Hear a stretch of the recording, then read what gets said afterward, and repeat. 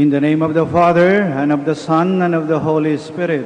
Amen. The grace of our Lord Jesus Christ, and the love of God, and the communion of the Holy Spirit be with you all. And with your spirit. Magandang araw po sa inyong lahat. At kami po ay tuwang-tuwa dahil nakita namin na kayo ay kasama namin sa banal na misang ito.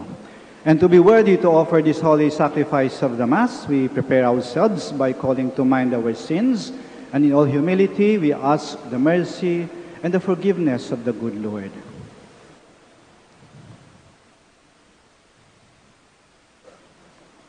Altogether we say, I confess to Almighty God and to you, my brothers and sisters, that I have greatly sinned in my thoughts and in my words, in what I have done and in what I have failed to do. To my fault, to my most grievous fault. Therefore I ask the Blessed Mary, ever Virgin, all the angels and saints, and you, my brothers and sisters, to pray for me to the Lord our God. May Almighty God have mercy on us, forgive us our sins, and bring us to everlasting life. Amen.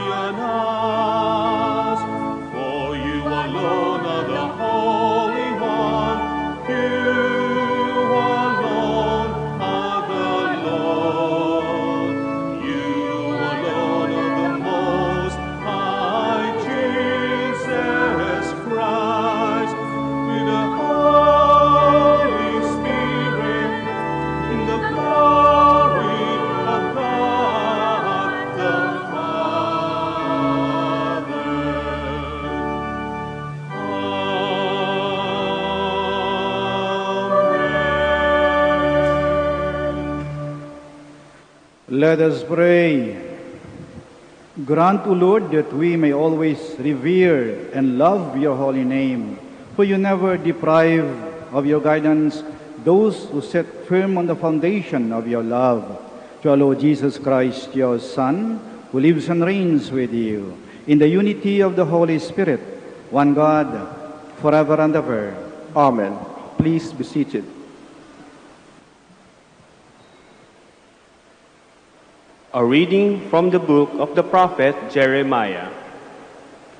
Jeremiah said, I hear the whisperings of many, terror on every side. Denounce, let us denounce him. All those who were my friends are on the watch for any misstep of mine. Perhaps he will be trapped. Then we can prevail and take our vengeance on him. But the Lord is with me. Like a mighty champion, my persecutors will stumble. They will not triumph. In their failure, they will be put to utter shame, to lasting, unforgettable confusion. O Lord of hosts, you who test the just, who probe the mind and heart, let me witness the vengeance you take on them. For to you I have entrusted my cause. Sing to the Lord, praise the Lord, for he has rescued the life of the poor from the power of the wicked. The word of the Lord. Thanks be to God.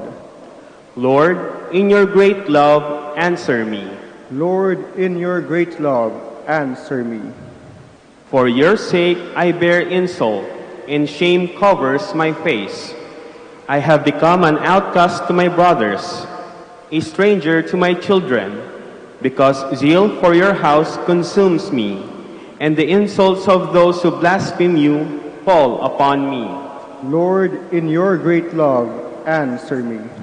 I pray to you, O Lord, for the time of your favor, O God. In your great kindness, answer me, with your constant help.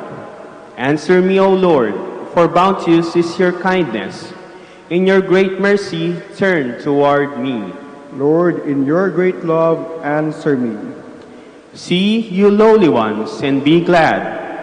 You who seek God, may your hearts revive. For the Lord hears the poor, and his own who are in the bonds he spurns not. Let the heavens and the earth praise him, the seas and whatever moves in them. Lord, in your great love, answer me. A reading from the letter of St. Paul to the Romans. Brothers and sisters, through one man sin entered the world, and through sin death, and thus death came to all men, inasmuch as all sinned. For up to the time of the law, sin was in the world, though sin is not accounted when there is no law. But death reigned from Adam to Moses, even over those who did not sin, after the pattern of the trespass of Adam, who is the type of the one who was to come. But the gift is not like the transgression. For if, by the transgression of the one, the many died, how much more did the grace of God and the gracious gift of the one man, Jesus Christ, overflow for the many? The word of the Lord. Thanks be to God. Please all stand. Hallelujah, hallelujah, hallelujah. Their spirit of truth will testify to me, says the Lord, and you also will testify.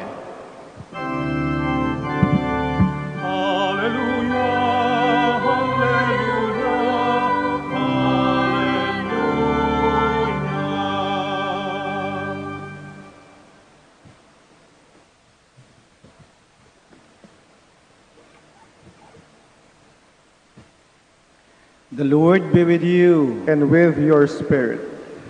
A reading from the Holy Gospel according to Matthew. Glory to you, O Lord.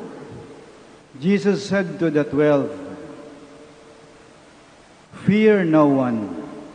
Nothing is concealed that will not be revealed, no secret that will not be known. What I say to you in the darkness, speak in the light. What you hear whispered, proclaim on the housetops. And do not be afraid of those who kill the body, but cannot kill the soul. Rather, be afraid of the one who can destroy both soul and body in Gehenna. Are not 2 sparrows sold for a small coin? Yet none of them falls to the ground without your Father's knowledge. Even all the hairs of your head are counted. So, do not be afraid. You are worth more than many sparrows. Everyone who acknowledges me before others, I will acknowledge before my heavenly Father. But whoever denies me before others, I will deny before my heavenly Father.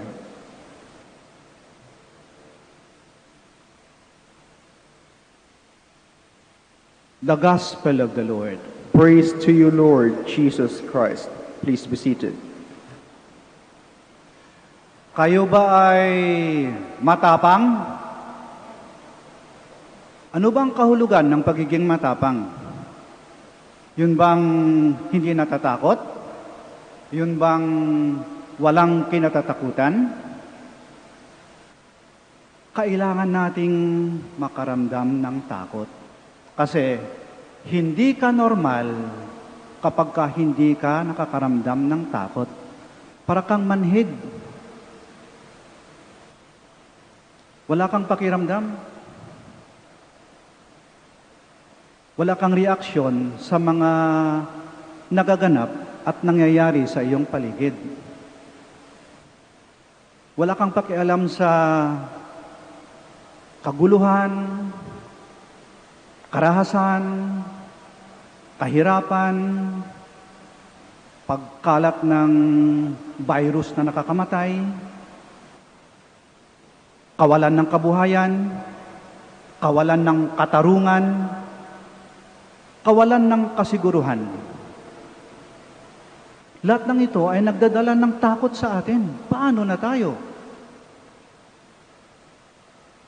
Ito na ba yung maging normal, yung abnormal na buhay na to? Ano nang bukas natin? O may bukas pa ba?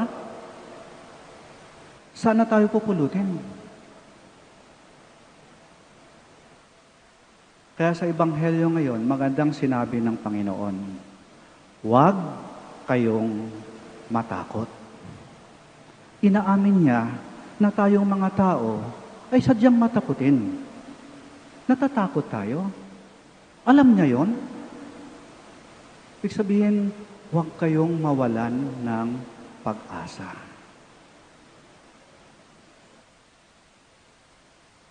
Aminin lang natin na tayo ay natatakot. Huwag tayong magtapang-tapangan o magmaang-maangan. Not to be afraid is a sign that we are not paying attention to what is happening around us. So we become detached from reality. We become numbed. Lumilikha tayo ng sarili nating mundo saan tayo tumatakas at tumatago. Kaya magandang sinabi ng ating Panginoon, aminin ninyo na kayo'y natatakot. Sapagkat sa ating pag-amin na tayo'y natatakot, doon nagsisimula ang ating pagiging matapang. Kasi humingi tayo ng tulong sa isang mas malakas at mas matapang kaysa sa atin. Humingi tayo ng saklolo sa alam nating makakatulong sa atin.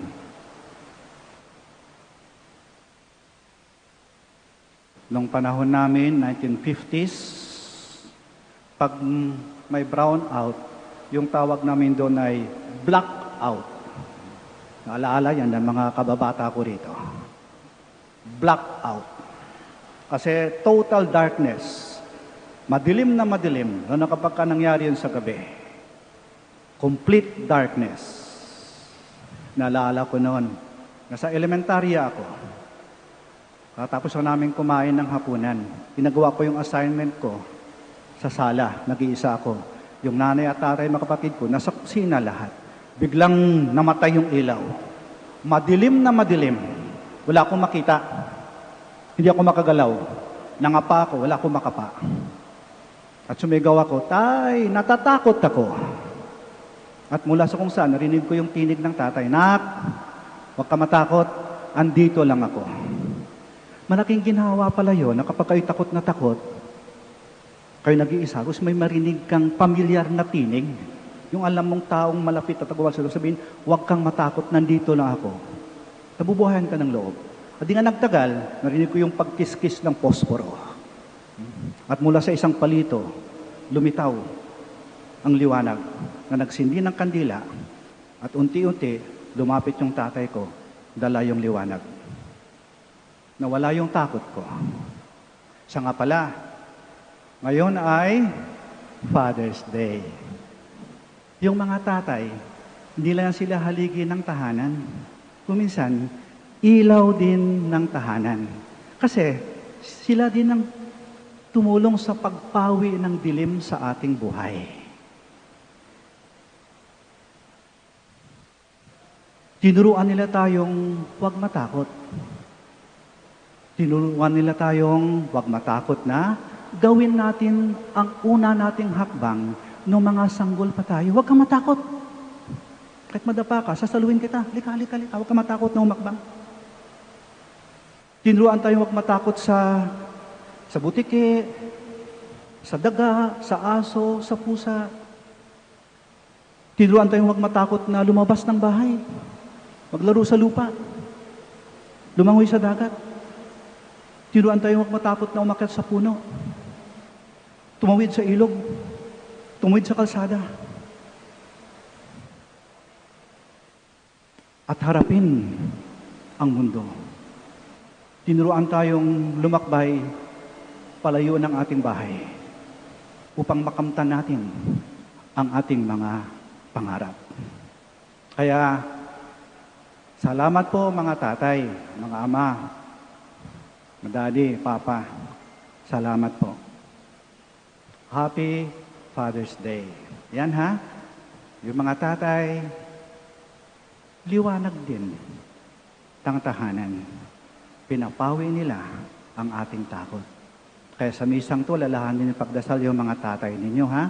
We remember to pray for our fathers, those who are still with us, and those who have gone ahead of us. Continue loving and respecting your fathers. They may not be perfect, but they are always your fathers. At hindi mo maaaring baguhin yan. Hindi sila laging tama, hindi sila laging mabait, hindi sila perfecto, pero tatay nyo sila. At kung wala sila, wala kayo rito. Yan. Balik tayo. Huwag matakot. Huwag matakot. Kung lingunin natin yung ating buhay, marami tayong dinaanan ng mga madidilim na yugto ng ating buhay. Pero, lalampasan natin lahat.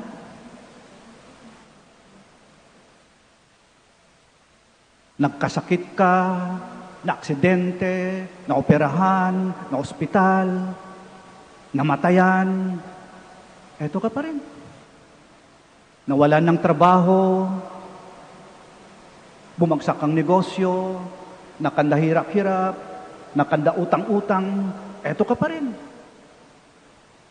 Siniraan, ginawan ng kwento, pinagbintangan ng hindi totoo, pinagtaksilan, eto ka pa rin. At marami pang mga unos. Bagyo, baha, lindol, pagputok ng bulkan, sunog, na hold up, ninakawan, eto ka pa rin. Kaya, may karapatan ang Diyos na magsabi sa atin na huwag kang matakot. Hindi yan pangako. Yan ay katuparan ng pangako na hindi kanya pinabayaan. That is not a promise. Do not be afraid. No, it is a fulfillment of the promise that God never abandoned us. Kaya anong dapat mong katakutan? Kaya dito tayo humuhugot ng lakas. Nandyan yung Panginoon. Hindi niya ako pinapabayaan. Anong dapat kong katakutan? God is with me. What shall I be afraid of? Alam nyo, kung may dapat tayong katakutan, eto. Eto lang yung dapat nating katakutan. Kapag mawala ang Diyos sa ating buhay, yan ang katakutan mo. Kasi kapag mawala ang Diyos sa buhay mo, masasadlak ka sa kadiliman na walang katapusan.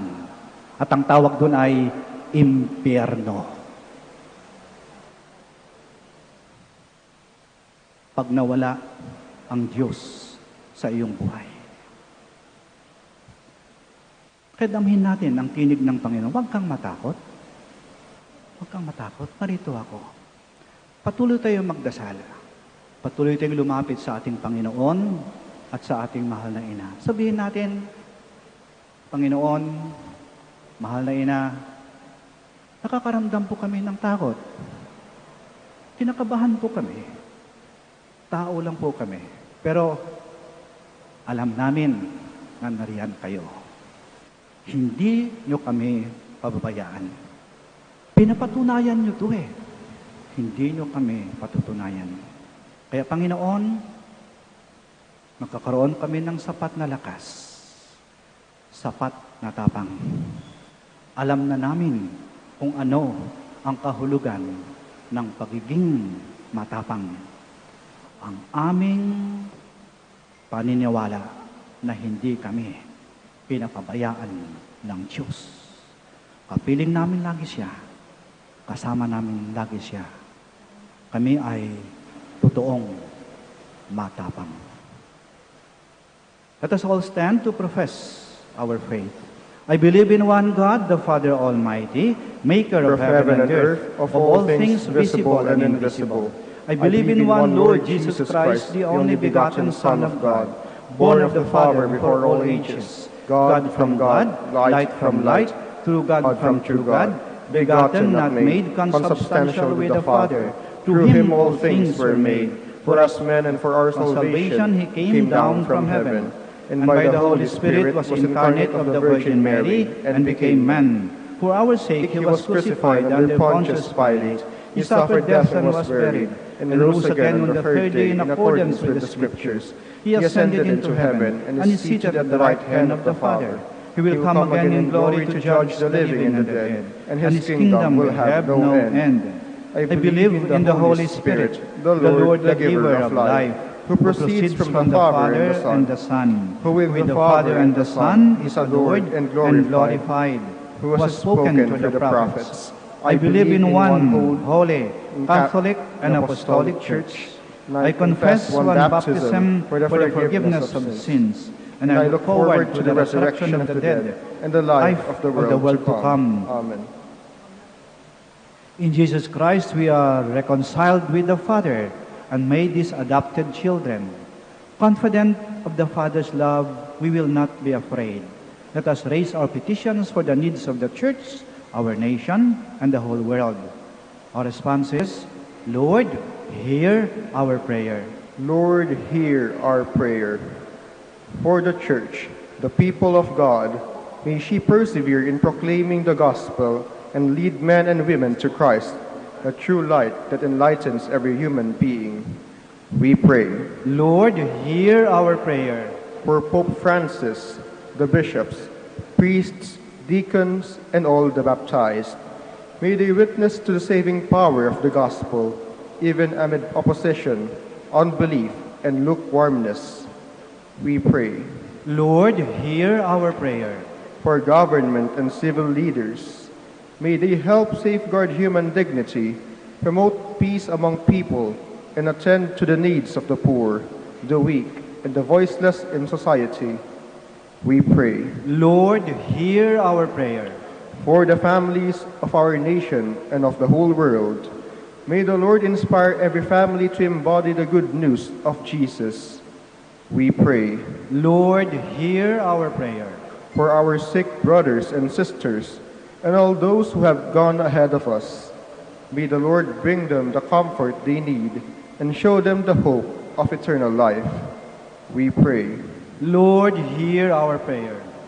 Let us pray for the urgent concerns of our community and our personal intentions.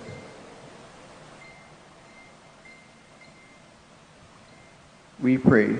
Lord, hear our prayer. We pray for the intentions of this Mass. We pray for those who ask for our prayers. We pray for those who are most in need, and in a very special way, we pray for our fathers, those who are still with us, and those who have gone ahead of us. And in the silence of our hearts, we also present to the Lord our own personal intentions.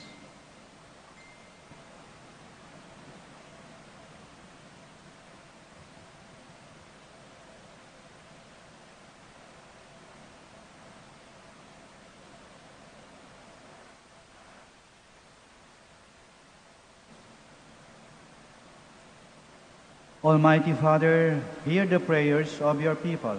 Heal the wounds of sin that divide and confuse us. Strengthen us with the power of your Spirit and help us in our journey back to you. Through Christ, our Lord. Amen. Please be seated.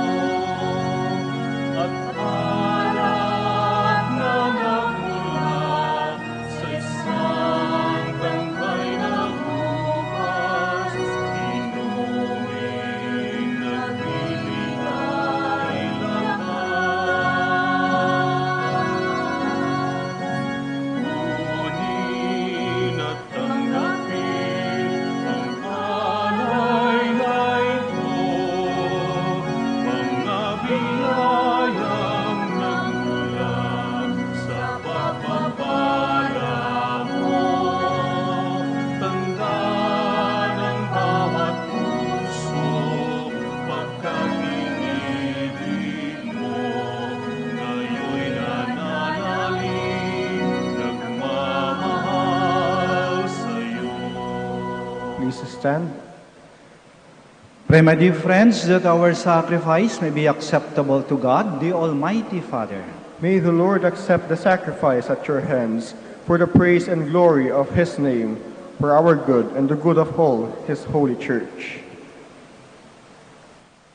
O Lord, receive the sacrifice of conciliation and praise, and grant that, cleansed by its action, we may make an offering of a heart pleasing to you, through Christ our Lord. Amen.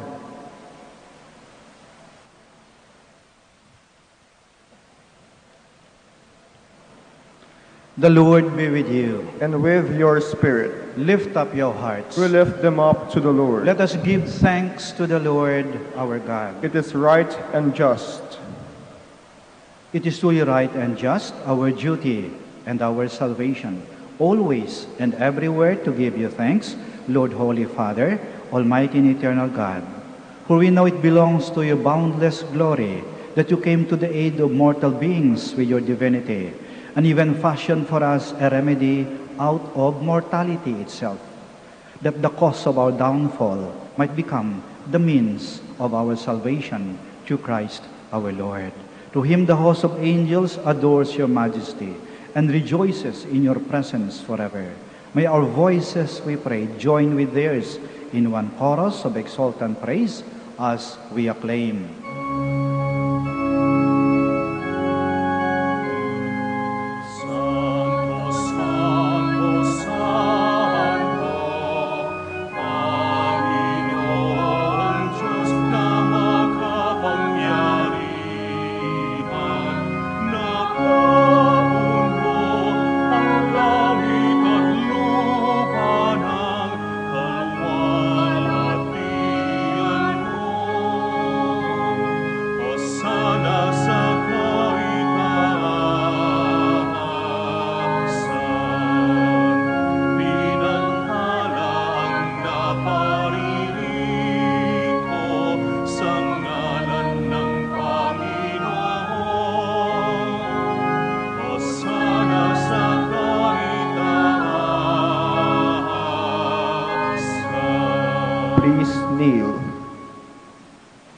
You are indeed holy, O Lord, the fount of all holiness. Make holy, therefore, these gifts, we pray, by sending down your Spirit upon them like the dewfall, so that they may become for us the body and blood of our Lord Jesus Christ. At the time he was betrayed and entered willingly into his passion, he took bread, and giving thanks, broke it, and gave it to his disciples, saying, "Take this, all of you, and eat of it, for this is my body, which will be given up for you."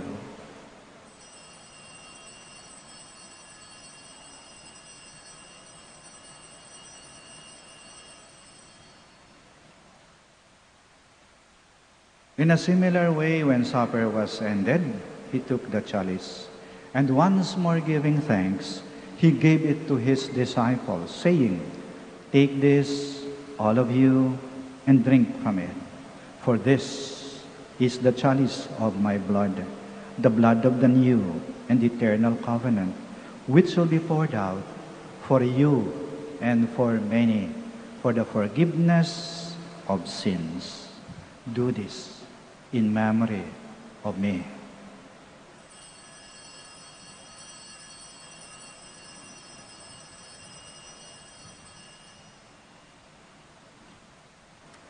The mystery of faith. When we eat this bread and drink this cup, we proclaim your death, Lord, until you come again. Therefore, as we celebrate the memorial of his death and resurrection, we offer you, Lord, the bread of life and the chalice of salvation, giving thanks that you've held us worthy to be in your presence and minister to you. Humbly we pray that partaking of the body and blood of Christ, we may be gathered into one by the Holy Spirit.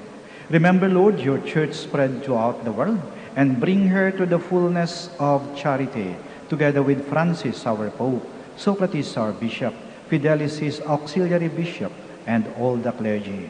Remember also our brothers and sisters who have fallen asleep in the hope of the resurrection, and all who have died in your mercy. Welcome them into the light of your face. Have mercy on us all, we pray, that with the Blessed Virgin Mary, Mother of God, with Blessed Joseph, her spouse, with the blessed apostles, and all the saints who have pleased you throughout the ages, we may merit to be co-heirs to eternal life, and may praise and glorify you to your Son, Jesus Christ. Through him, and with him, and in him, O God, Almighty Father, in the unity of the Holy Spirit, all glory and honor is yours, forever and ever. Amen, amen, amen. Please all stand.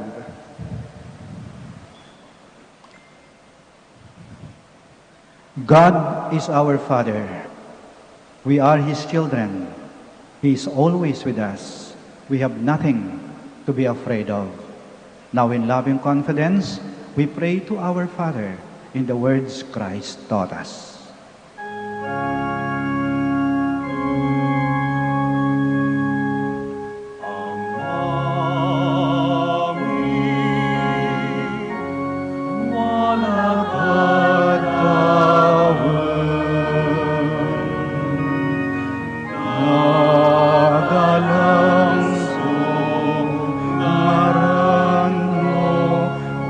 Sabid sinami, anak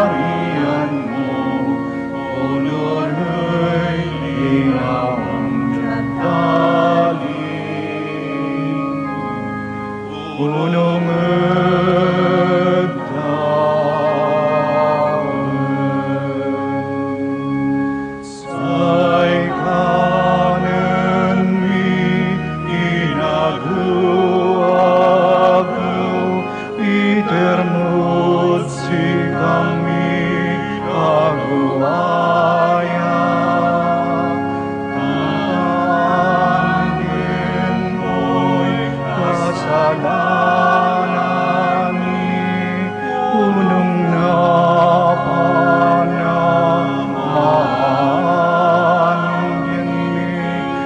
kasalanan ay ng kasalanan, si kami, anak mo kami,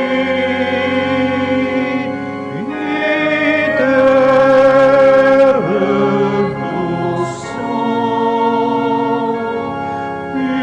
ilaban mo kami, maubos.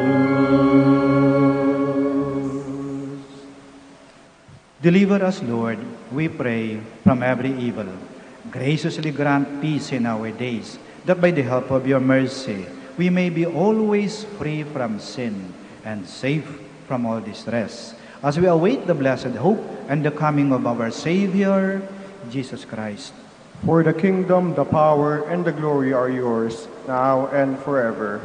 Lord Jesus Christ, who said to your apostles, "Peace I leave you, my peace I give you," do not look on our sins, but on the faith of your church, and graciously grant her peace and unity, in accordance with your will, who live and reign forever and ever.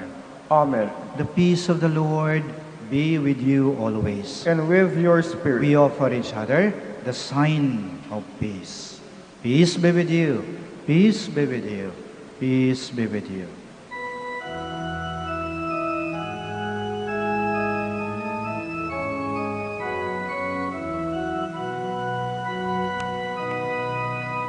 Cordero ng Diyos na nangaalis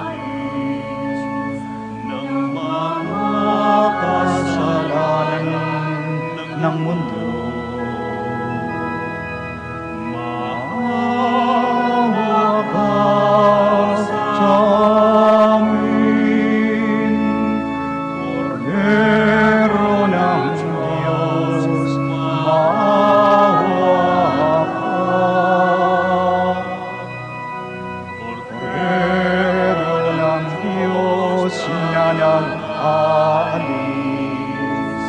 ng mga kasalanan ng mundo, maawa ka sa amin. Cordero ng Diyos, maawa ka. Cordero ng Diyos na nag-aalis ng mga kasalanan ng mundo, ipagkaloob mo sa amin ang kapayapaan. Please kneel.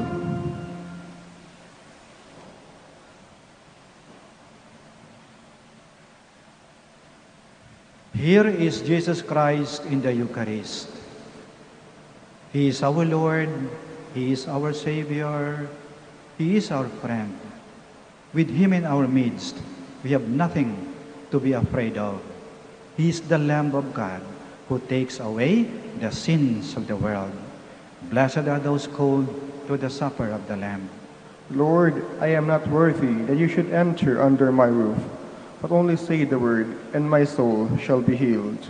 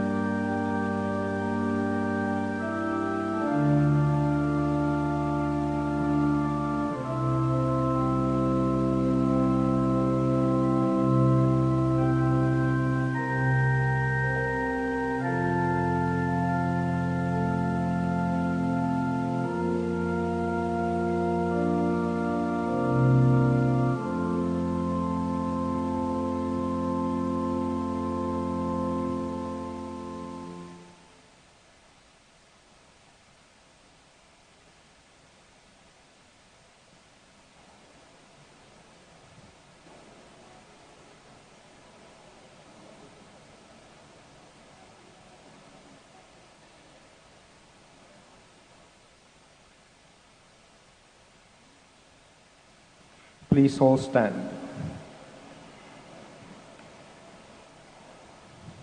Let us pray.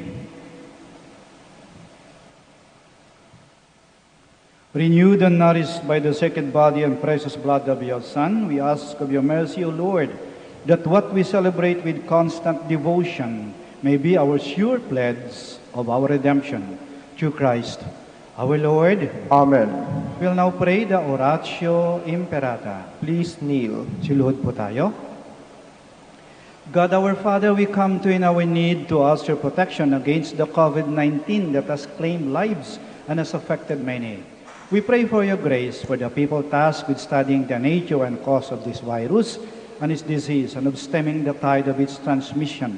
Guide the hands and minds of medical experts that they may minister to the sick with competence and compassion, and of those governments and private agencies that must find cure and solution to this epidemic. We pray for those afflicted. May they be restored to health soon. Grant us the grace to work for the good of all and to help those in need. Grant this to our Lord Jesus Christ, your Son, who lives and reigns with you in the unity of the Holy Spirit, God, forever and ever. Amen. Mary, help of all Christians. Pray for us. Saint Raphael the Archangel. Pray for us. Saint Roch.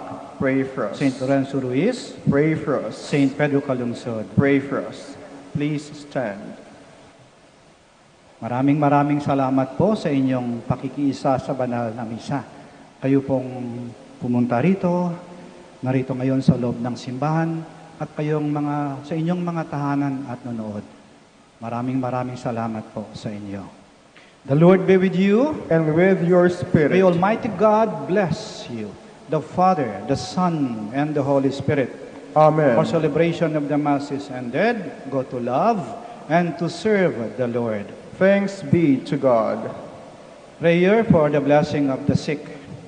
God, our Almighty Father, by your blessing, you give us strength and support in our frailty. Turn with kindness toward our sick brothers and sisters, freedom from all illness, and restore them to good health through the intercession of Our Lady of the Rosary of Manaoag. We ask this through Christ our Lord. Amen. Prayer for the blessing of religious articles. Yung may mga pabendisyonan po, pakitaas lang po ng mga pabendisyonan po ninyo. At paalaala po, wag na po kayong lalapit rito, ha? Wag po kayong gumalaw mula sa inyong kinaroonan, ako na po ang lalapit sa inyo. Prayer for the blessing of religious articles. In memory of the mysteries of the life, death, and resurrection of our Lord Jesus Christ, and to the honor and glory of the Blessed Virgin Mary, Mother of Christ and Mother of the Church, Our Lady of the Rosary of Manaoag, may these rosaries, images, candles, scapulars, crucifix, and the articles of devotion be blessed and made holy in the name of the Father, and of the Son, and of the Holy Spirit. Amen.